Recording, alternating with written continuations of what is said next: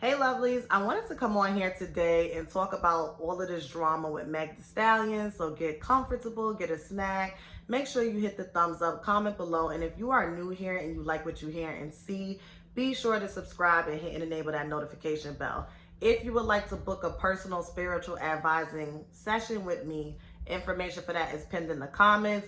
Also, I have a new segment coming, or shall I say, I'm resuming my segment, Straight in My Crown, where you can send me an email. It remains anonymous if you would like it to, and I basically give you a free spiritual advising session by way of doing a video. So you come to me with a problem, and I give you a suggested approach or a suggested solution, and if it's in alignment with what you want to do, you could take it. If not, that's cool too, and everybody else gets to chime in. This is a safe space. That's the way our community is over here at Melanated Crowns. So feel free to, chime in and talk about whatever you want or suggest topics and stuff.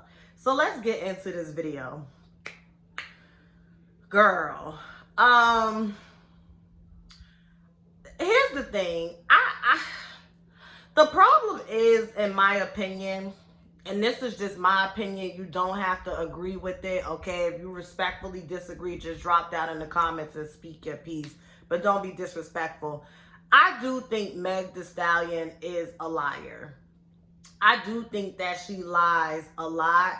I think that Meg Thee Stallion is not principled at this stage in her life. And the reason why I'm putting emphasis on this stage in her life, because I believe that life happens in stages, and just because you're showing up and behaving one way now, that doesn't mean a decade from now, that don't even mean 6 months from now, a few years from now, that you're still going to be the same person. I feel like Meg Thee Stallion is going through a period where the universe and the Most High, divine, God, whatever you believe in, whatever she believes and connects to, is humbling her.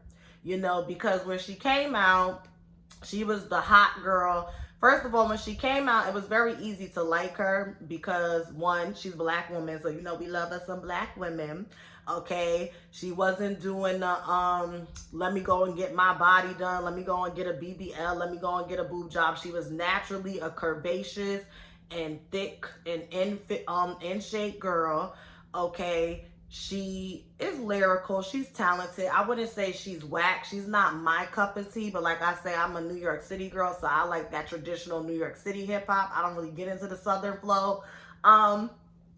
She could rap, she's talented. And on top of that, she was in school. She graduated, right? So it was beautiful to see, because we were just coming off of all of the city girls, JT and Young Miami, and then Cardi B and whatnot. And I had this conversation before, right? On the heels of when Azealia Banks went up to the Breakfast Club back in, I think it was 2016 or 2017, when Cardi B was pregnant with Culture. And they ended up getting into it because Azealia Banks made a good point. How is it that in 2016 we're having Lemonade and Jay-Z's 444 album and Solange's A Seat at the Table, and we're having all of these intelligent, right, and great conversations about blackness, not blackness as in being ratchet and keeping it real and shaking your ass, but we're talking about generational trauma. We're talking about the relation of the divine feminine to the divine masculine. We're talking about wealth building. We're talking about mental health. These were all of the topics that were covered across Beyonce, Solange, and Jay-Z. Only for Cardi B to come on the scene, and I'm not saying this is Cardi B's fault, with Bodak Yellow and, all of that ratchet shit. And I loved it. I ate it up because, again, it was like we never seen a superstar present and carry themselves in that way.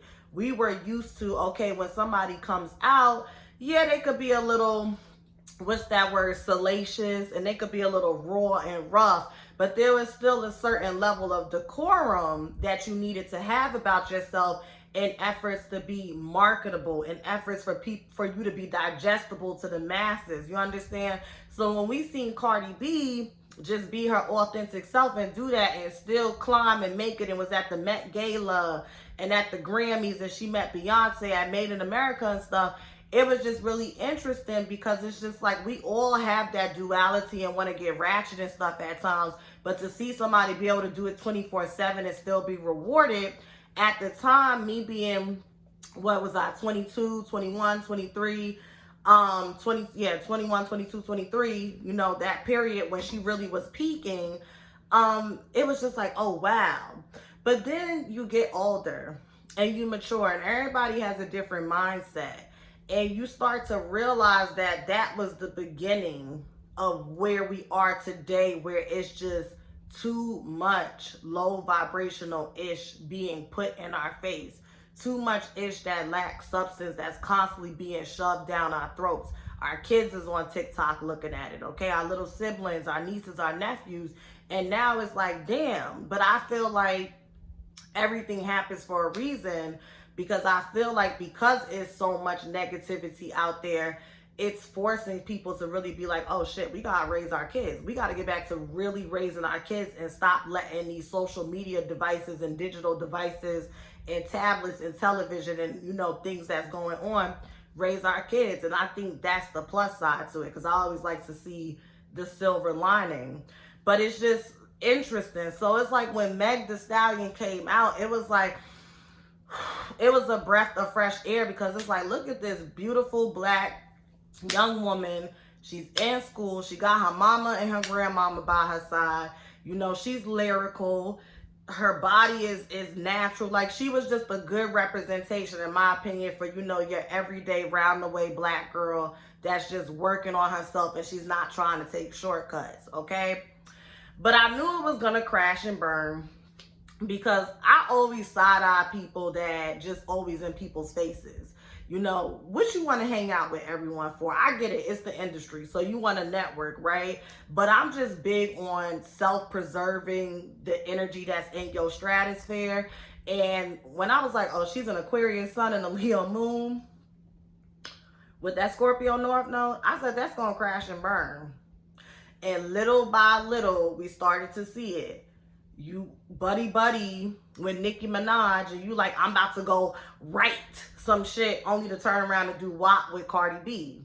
Okay, I'm not saying that if she worked with Nicki, she couldn't work with Cardi. She is a grown woman and this is business. You cool with Asian Doll when, you know, that stuff happened and people was jumping on your back. Asian Doll comes down to the internet to defend you, but when she gets into it with JT and Young Miami, crickets. Because you feel like, I'm not going to burn that bridge with them because they're charting. They're on the radio. Asian Doll ain't charting nowhere except for in her house when she's Xing off how many days she's been waiting for the Nicki Minaj feature. So you can move how you want to move, but I think Meg Thee Stallion allowed people to get in her head and make her think that she was like on that Cardi B level where can't nobody touch you. You are a black woman. So you may have got the Cardi B stimulus package, which is where everybody's going to throw you on their songs. You're going to get your Grammys within the first year. You're going to get all these endorsement deals. You're going to be on the cover of this magazine. But you're black, sweetie.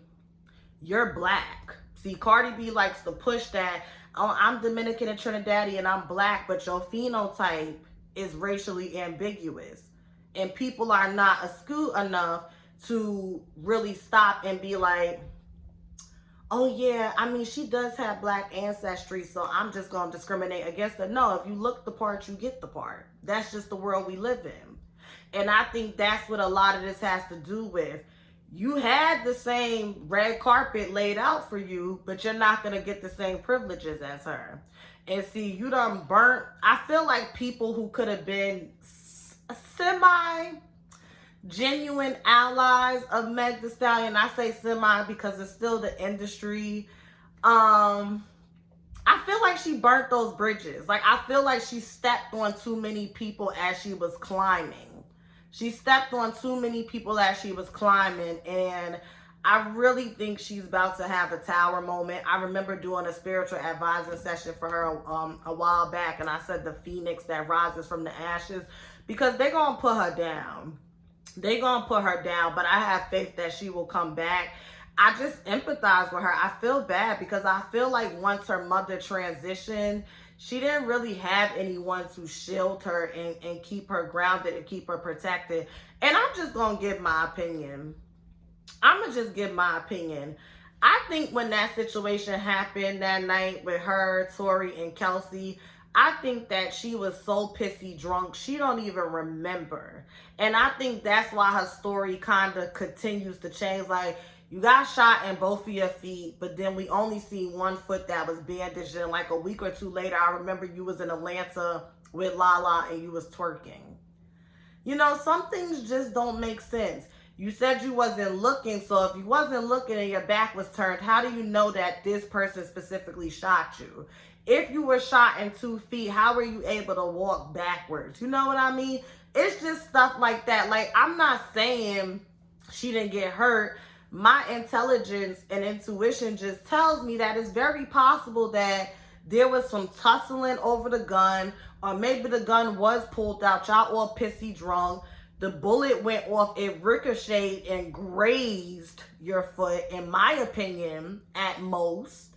But because it would have been a bad look for you, because people already was starting to see, ooh, she kind of gets sloppy drunk. She's always drinking. She always driving the boat, this, that, and the third. Somebody probably got in your ear and said, okay, honey, because this is how it works, right? Like an Olivia Pope thing.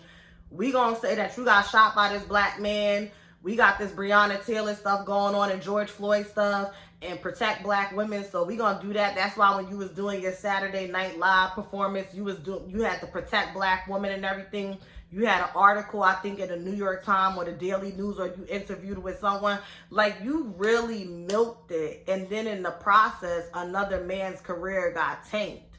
So if you were lying, or you omitted or manipulated information in efforts to perpetuate a narrative that would make you look a certain way and make someone look a certain way, this may be karmic for you. You know, and like I said, I empathize because I've been there. I know what it's like to have a lot of people and things coming at you at once. In addition to that, you have to take accountability and really backtrack and ask yourself, well, how have I been moving to make me vulnerable to attract all this negativity to me? And all this is a karmic checkpoint, Megan, for you to just take a step back and do things in a different way and move with more integrity. Like, I get it. And I really think with her, it's a thing where it's like, well, everybody lies, everybody's fake, everybody's perpetuating an image. So I don't know why, but just strongly in my intuition, I just get her being like, well, I don't get it. Like, what am I gonna get blackballed, or what are people gonna back me into a corner for? I ain't doing nothing that nobody else don't do, which is true, but you got caught. You got caught slithering and moving snakish, okay? You gotta be a little more strategic. You're absolutely right. You know what I mean? You're not the only person that lies, you know, and I really feel like I'm tapping into her energy because, like I said, I can't prove it. She didn't say it, but y'all know I'm an intuitive. So allegedly, I just get this energy from her where she's baffled. Like, she's really baffled that people are starting to turn on her and back up from her. But honey, there ain't no friends in this industry. And I don't see how you could be too baffled or feel away, because you do that to people too.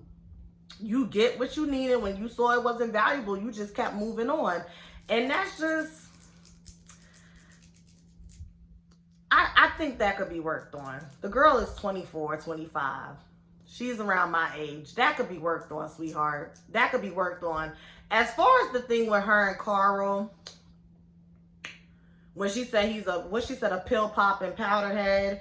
Here's the thing. We already heard that allegedly Carl Crawford has drug-infused parties, sex-infused parties. Evelyn Lozada and her team put that out years ago when they called off their engagement. But I honestly felt like Evelyn Lozada was full of ish, and she just wanted to, you know, make herself look like, no, I really was going to marry this athlete this time, but it's him. Bitch, yeah, okay. But, so, I mean, other than Meg Thee Stallion and Evelyn Lozada, and these are two people that kind of had a bad falling out with him, we don't hear those rumors. Now, if y'all do, y'all could correct me below, but I never heard it. Child, when he said this is coming from an alcoholic that effed her best friend's man in the whole industry, I think that's a lazy read, though, because that's the first thing men go for when they butt hurt. They always want to put miles on your vagina. So I think both of y'all are just, you know, it's like playground stuff. Like, well, I heard you snort coke. Well, I heard you effed everyone. It's just like, Really? Really? Did you really hear that? I don't know. It's just a mess. It's just a mess. April 15th, when is the court date? It can't get here fast enough. This is dragging on longer than the Jussie. Like, it just needs to get here, and we need to just figure out what happened. But yeah, girl, I wish you the best of luck. And right now, the South Node is in Scorpio and the North Node is in Taurus. So she's going through the inverse of her nodal return. She is a Scorpio North Node, but typically when the North Node is in Taurus, that's about bringing balance. That's about bringing, structure, grounding. And it also talks about, like, surrendering to a higher source that can get you in alignment spiritually. So yeah, that's my advice for Megan. Like, this is not the end all be all. I just feel like it's a karmic checkpoint for you to really hold that mirror up to yourself and ask yourself, is who I am right now and the trajectory, the path that I'm on, is that the person that I want to be? You know what I mean? And I know it's hard because we live in a time where people can retweet it, replay it, and rewind it, But yeah, I feel bad for her. I do. I really do. But y'all hit the thumbs up. Y'all let me know what y'all think below with all of this drama with Meg the Stallion.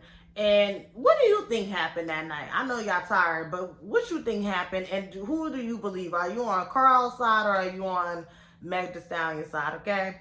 Hit the thumbs up, comment below, and let me know what you think. And make sure you subscribe and hit that notification bell if you are new here and you want to hear and see more videos such as this. Bye.